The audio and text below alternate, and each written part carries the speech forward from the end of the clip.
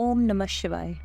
आज हम शिव पुराण की इस कथा के अनुसार सुनेंगे कि किस प्रकार शिव जी की इच्छा से ब्रह्मा जी ने इस मैथुनी सृष्टि की उत्पत्ति की और प्रथम स्त्री पुरुष को उत्पन्न किया। भगवान सदाशिव से शक्ति प्राप्त कर ब्रह्मा जी ने एक पुरुष तथा एक स्त्री को अपने आधे आधे शरीर से उत्पन्न किया। उस पुरुष का नाम स्वयंभू मनु तथा स्त्री का नाम शतरूपा हुआ। शतरूपा ने तपस्या द्वारा मनु को पति रूप में प्राप्त किया।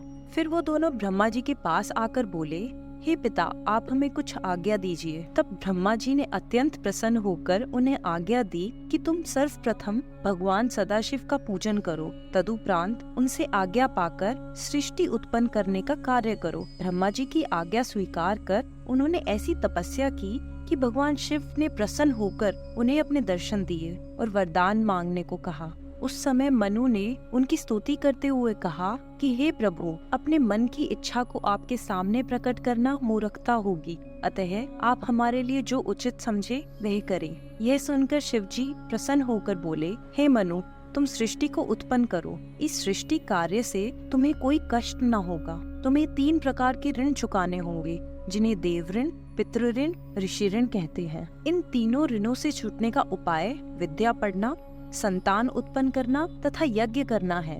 इतना कहकर भगवान सदाशिव अंतर्ध्यान हो गए।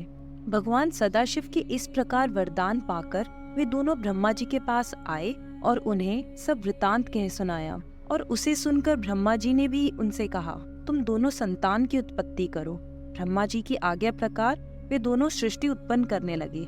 सर्वप्रथम उन्होंने 2 पुत्र तथा 3 पुत्रियों को उत्पन्न किया।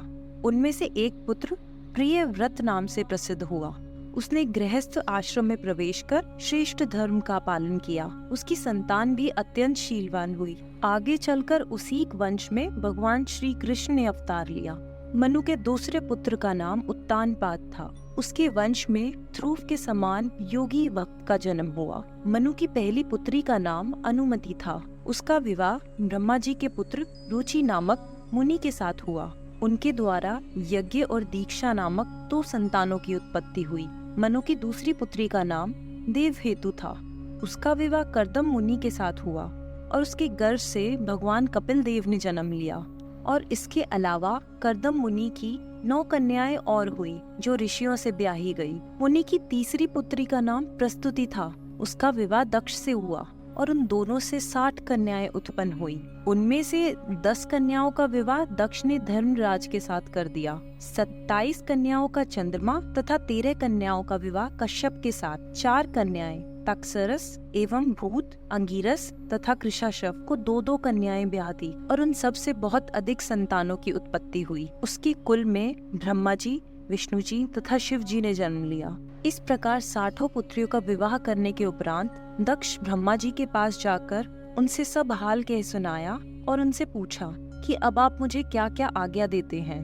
दक्ष की बात सुनकर ब्रह्मा जी ने उसकी प्रशंसा करते हुए कहा, हे पुत्र, अब तुम कोई ऐसा उपाय करो जिससे तुम्हारी एक पुत्री का विवाह शिव जी के साथ हो सके। ऐसा करने से तुम्हारा जीवन सफल हो जाएगा। और ब्रह्मा जी की आज्ञा सुनकर दक्ष कठिन तपस्या करने चला गया।